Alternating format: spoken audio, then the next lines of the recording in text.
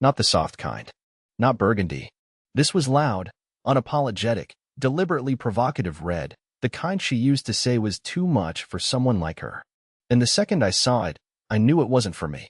She walked past me, heels clicking on the tile like war drums, phone in one hand, lip gloss in the other. No smile. No eye contact. Just the scent of something new, not her usual perfume. Something sharper. Exotic. A scent she never wore around me. Going somewhere? I asked, voice too soft to matter.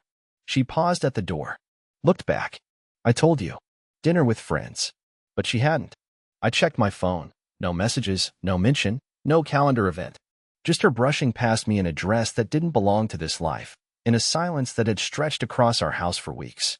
And when the door closed behind her, it echoed, like a final punctuation mark. I stood in our kitchen, next to the untouched plate of food I'd made, her favorite, even remembered the crushed rosemary, and stared at the candle I lit like an idiot. It flickered once, then gave up. She used to love my candles. Used to love a lot of things, really. Used to laugh when I spilled pasta sauce on my shirt. Used to dance barefoot in the living room when it rained. Used to squeeze my hand under restaurant tables for no reason. Now, I don't think she'd notice if I vanished mid-sentence. But here's the part that won't let me sleep. She wanted me to see the dress. That wasn't an accident. She could have left quietly. Slipped out like smoke, no trace. But no, she wanted to be seen. Wanted me to stand there, invisible, and watch her become someone else's fantasy. And the worst part? I said nothing. I didn't ask who.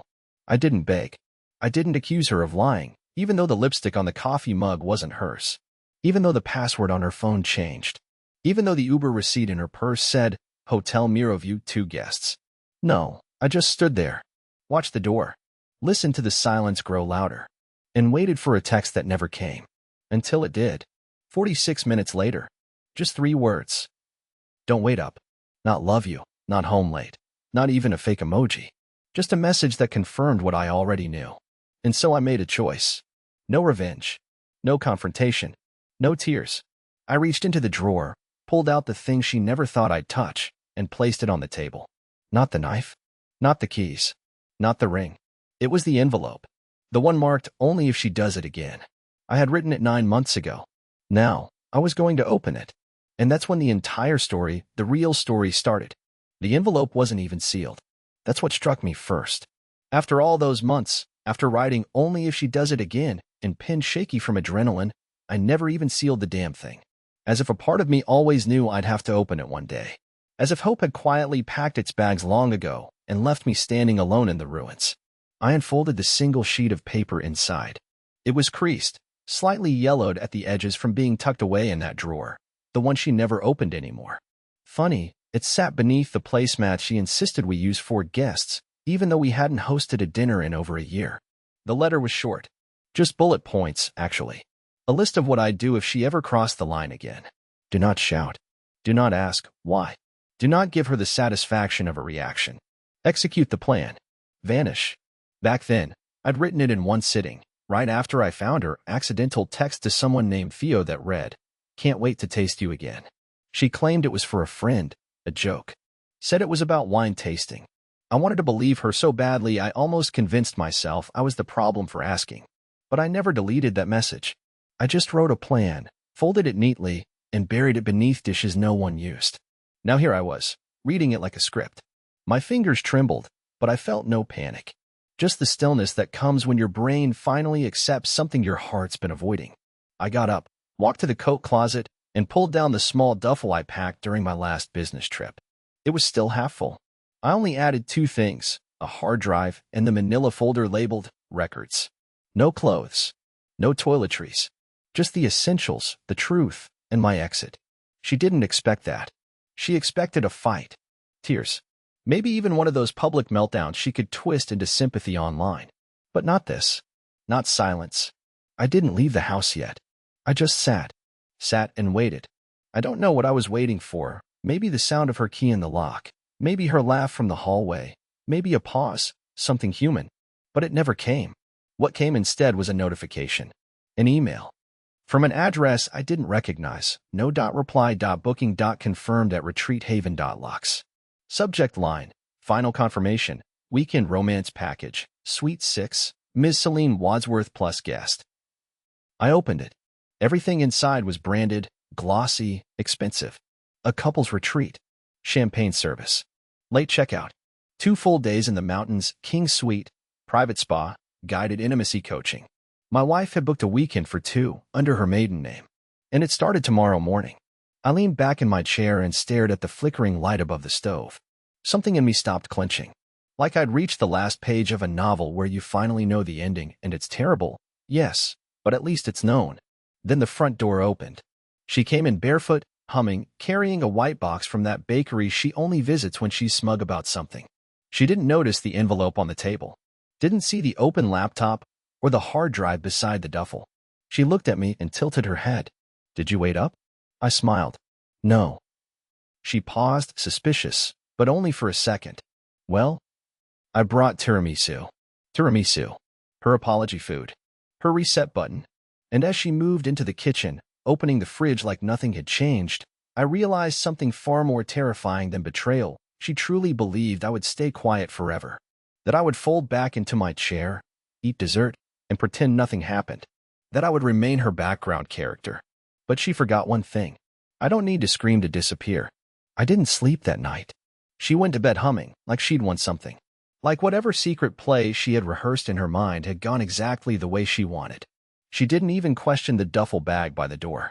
She saw it, paused slightly, then gave me a soft laugh and said, "Going somewhere?" as if it were a joke. I just smiled back and said, "We'll see." She liked that answer. Thought it meant I was chasing her again, that I was still on the hook.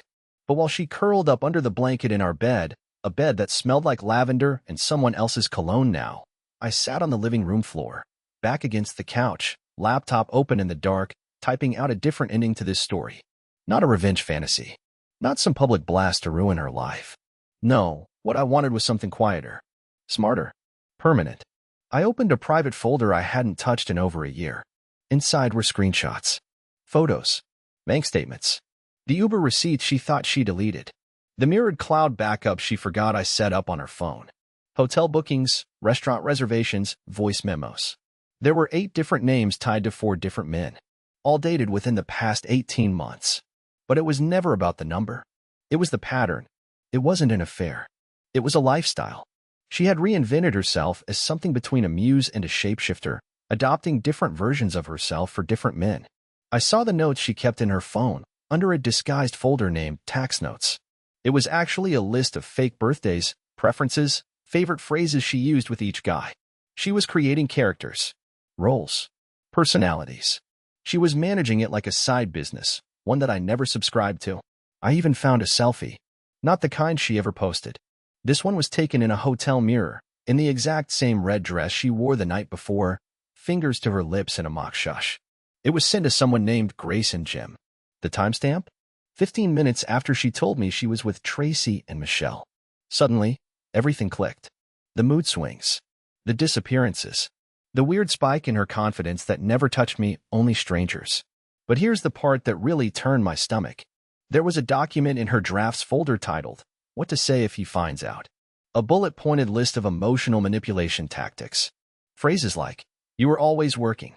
I didn't feel seen. We just disconnected." She had a script ready. For my pain. I shut the laptop and stared at the shadows on the ceiling. It was almost 3 a.m., and I could still hear her breathing softly in our bedroom. It hit me then, she wasn't planning to leave. She wanted me to leave.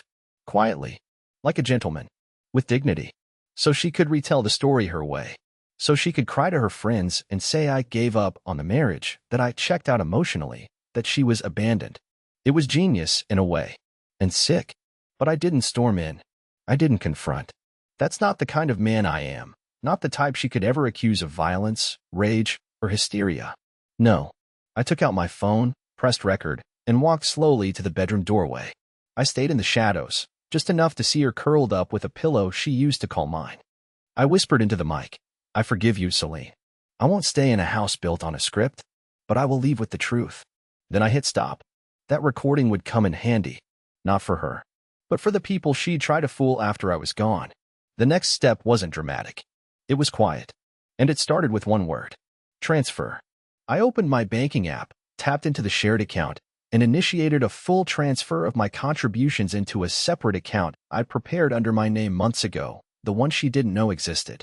Then I sent the documents from the folder to a secure drive tied to my lawyer's email, marked with a single instruction. Schedule the filing. Tomorrow wasn't going to be a day of confrontation. It was going to be a day of quiet exits, uncontested filings, and a red dress left behind without an audience. And she would never see it coming. The house felt like it was holding its breath the next morning. Birds chirped somewhere in the yard, but even their sound felt distant, like it belonged to someone else's morning. I didn't make coffee. I didn't shower. I didn't even change my clothes. I just sat at the edge of the bed and watched her sleep, peacefully, deeply, like a woman who believed her husband would either break or beg, but certainly never outmaneuver her. Her phone buzzed once on the nightstand. She didn't stir. I leaned slightly and saw the name flash across the screen. Grayson, Jim flexed biceps, followed by a preview message. Still on for 10 a.m.? I got the sweet upgrade winking face dot. I let it sit there, blinking like a warning light, and waited for it to vanish. 10 seconds later, I was already downstairs. The transfer had cleared. My half of everything, gone from the joint account. What remained was hers, mostly credit card debt and subscriptions to apps she thought were secret. I didn't delete anything, didn't touch her passwords. I wanted her to log in and feel the cold absence of what used to be ours.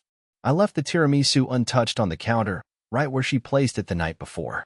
But next to it now sat a new envelope. One she hadn't seen before. A plain white one, identical in shape and weight to the one I'd pulled from the drawer, poetic, in a way. Inside was a single photo, her at the hotel with Theo, blurry but clear enough to be undeniable. I had printed it the week I discovered the first affair. I didn't use it then, but today it had a purpose. Beneath it, in all caps, I'd written only 4 words. I see it all. I placed it perfectly between the dessert box and her phone charger, the 2 things she touched every single morning. She wouldn't miss it. Then I walked outside, not bothering to close the front door quietly. My car was already packed. The hard drive, the folder, the voice recording, a burner phone, 3 sets of keys. Even my grandmother's silver pendant that she once told me I should leave in the junk drawer because it clashed with the decor. I took it anyway. It was mine. Unlike everything else in the house, it hadn't been touched by lies. As I backed out of the driveway, I saw the curtains shift upstairs. She was awake now. I didn't stop. I didn't look back. Not yet. I drove exactly 4 blocks to the edge of the neighborhood and parked under a line of overgrown pines. That's when I pulled out the second phone, the one I hadn't used in months. There was one saved number. Tanner. Tanner isn't a friend. Not really. We met 2 years ago during a late-night support call at work. I was handling a server outage. He was the night manager at a data recovery firm. We bonded over black coffee and broken things. One night, when I told him, barely, about the weird vibe in my marriage, he offered a line I never forgot. You ever need proof you're not crazy, you call me. I tapped his name. He answered on the second ring. Ellis. Yeah. He didn't say what's wrong. He just said, finally. Tanner had access to recovery tools the average person would never dream existed.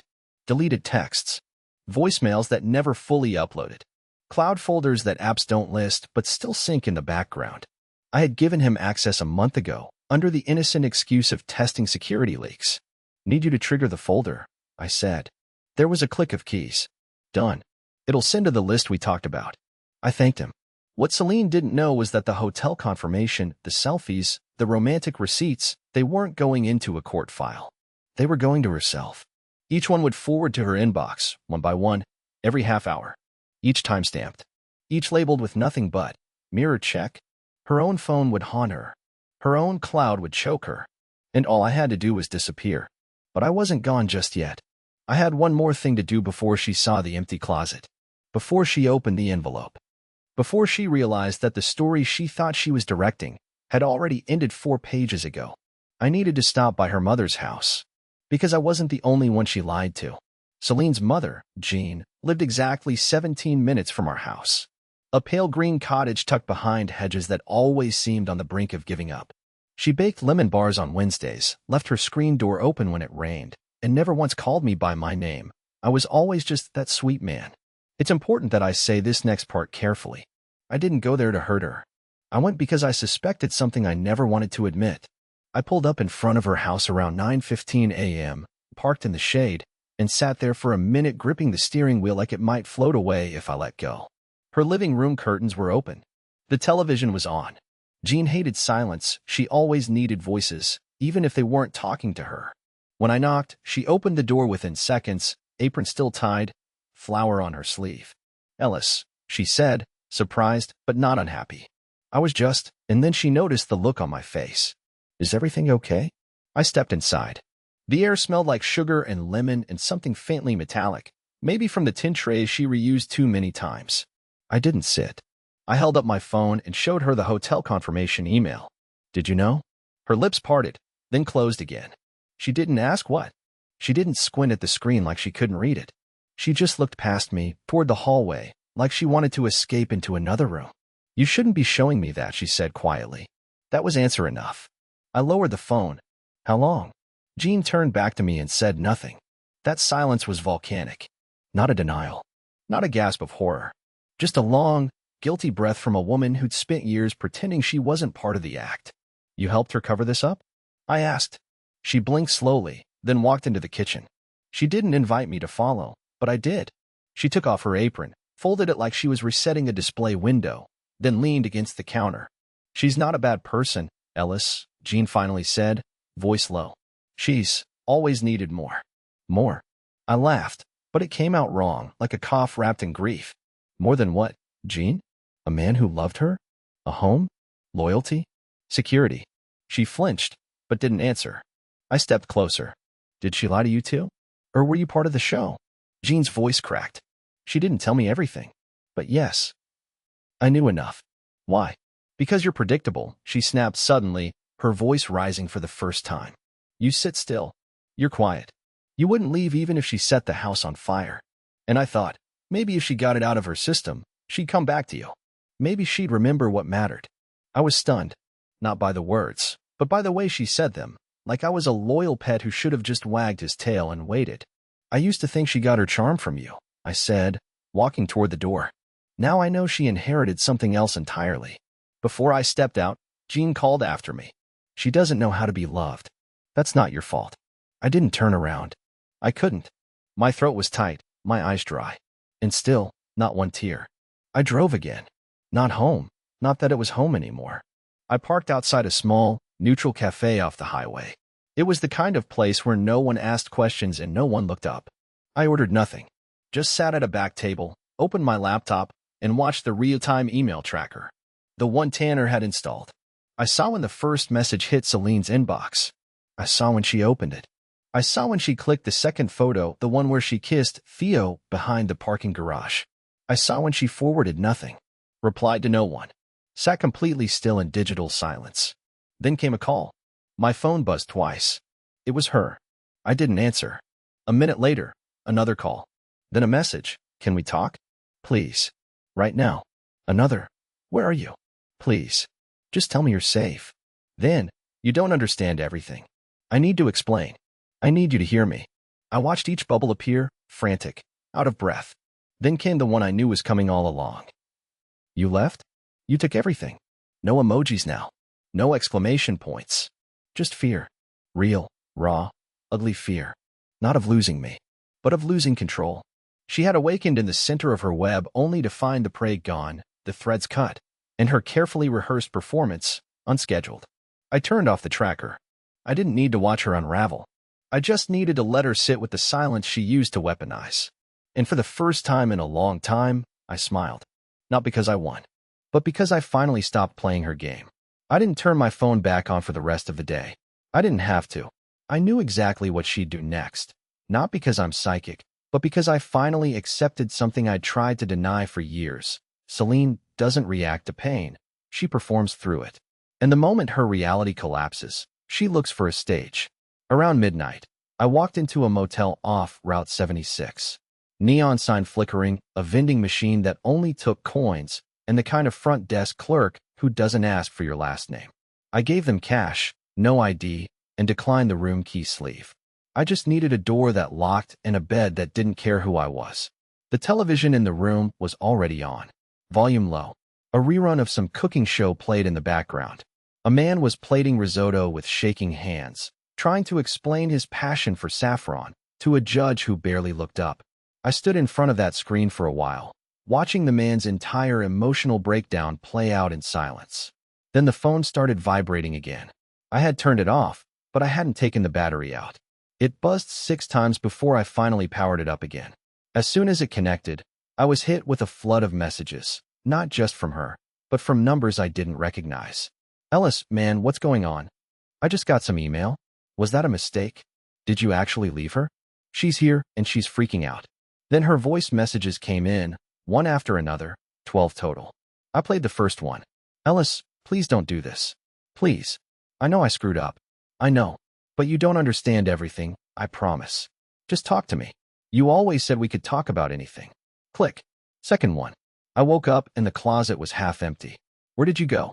You're not answering. You always answer. Please, don't shut me out. By the fourth message, her voice was changing, growing sharper, more desperate. You're being dramatic. This isn't fair. You think you're some kind of saint?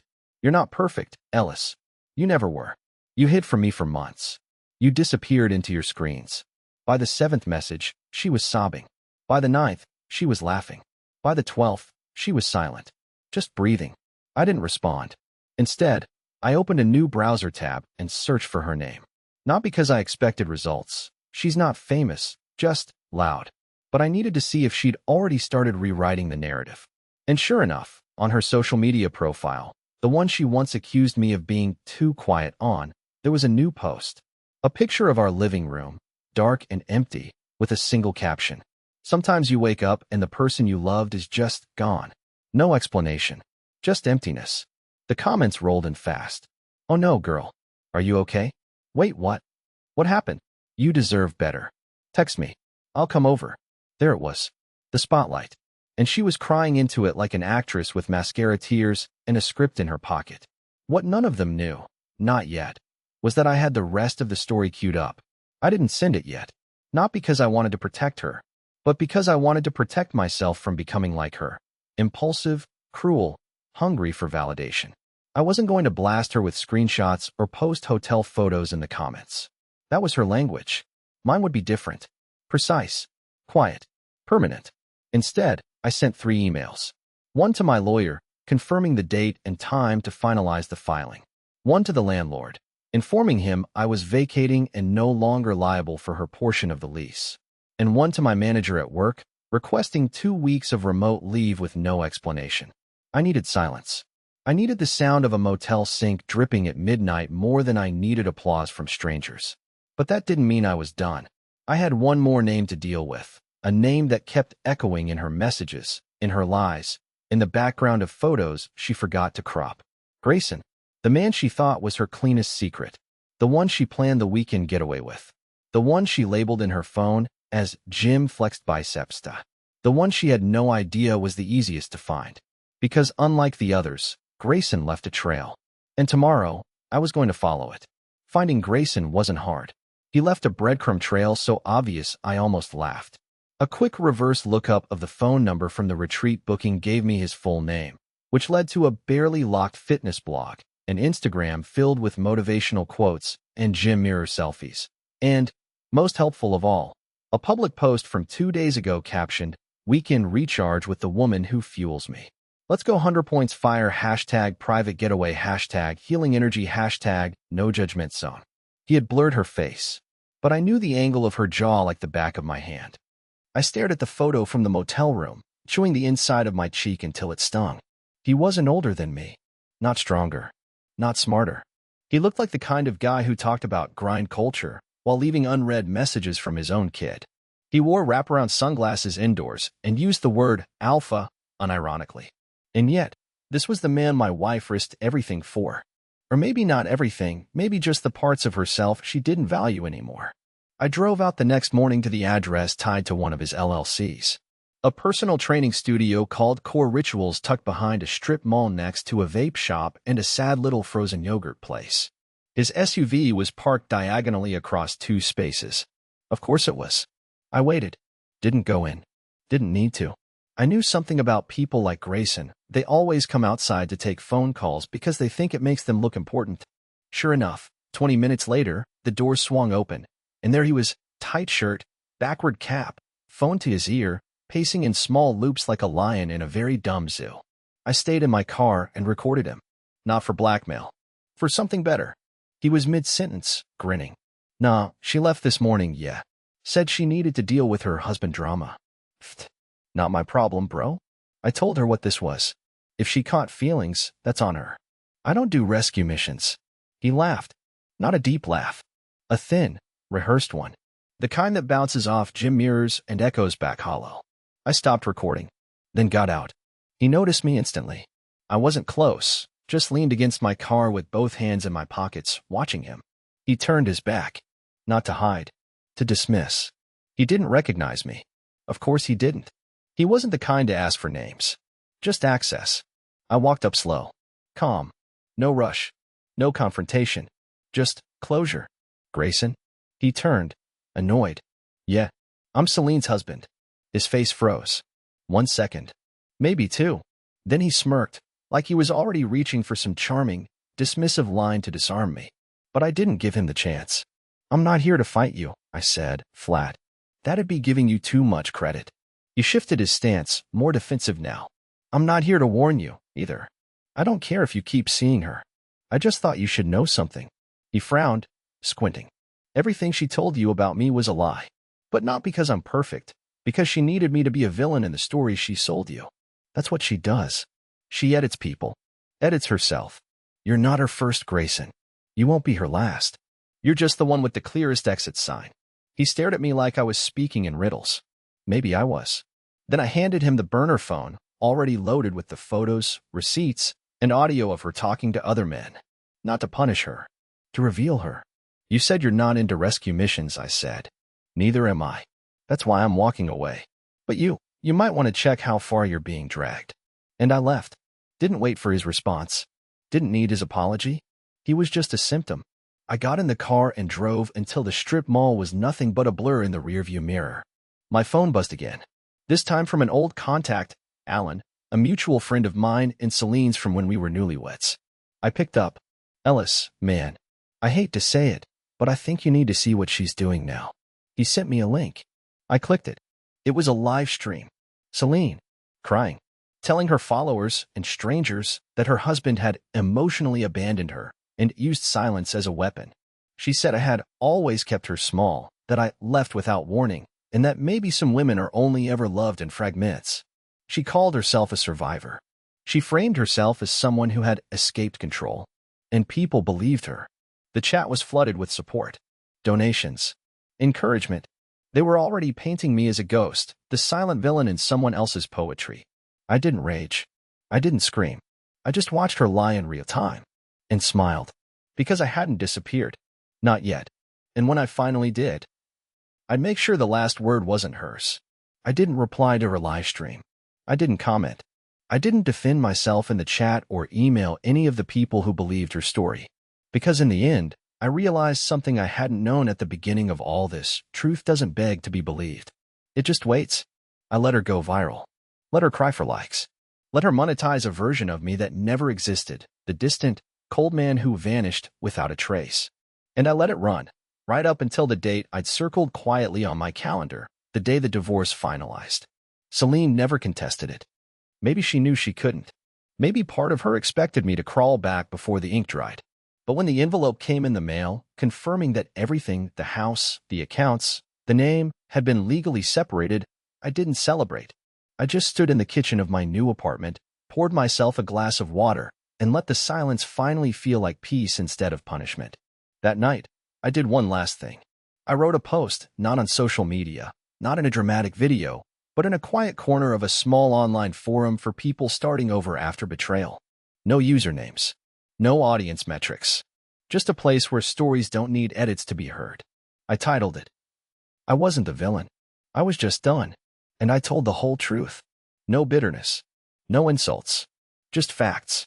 About how some people fall in love with versions of themselves they only meet in affairs. About how silence isn't always control, sometimes it's survival. And about how walking away isn't weakness. It's clarity. That post didn't go viral. But it got private messages. Dozens. From men and women who had stayed too long. From people who had been rewritten out of their own lives by someone who needed a better plot twist. From strangers who just wrote, "Thank you for saying it out loud." It was enough. Weeks passed. Then months. No more calls from Celine. No more live streams.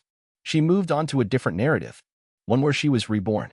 She started coaching sessions online about recovering your voice. And you know what? I didn't care anymore. Because I had found mine. In smaller places. In real conversations. In quiet mornings where the air wasn't full of walking on eggshells. I started painting again, something I hadn't done since college. Nothing special. Just shapes, textures, abstracts that made no sense to anyone but me. I hung one up in my living room. Not for compliments. For freedom. And one morning, while I was buying coffee at the corner place near my apartment, a woman behind me tapped my shoulder. "I think you dropped this," she said, holding out my key. I thanked her.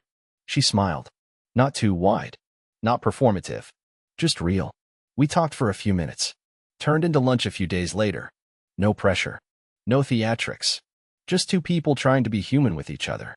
And for the first time in a long, long time, I didn't feel like I had to prove anything. Not my worth. Not my past. Not my side of the story. Because the truth was, I didn't need to be the hero. I just needed to stop being the ghost. And that's how my story ends, not with revenge, not with applause, but with peace.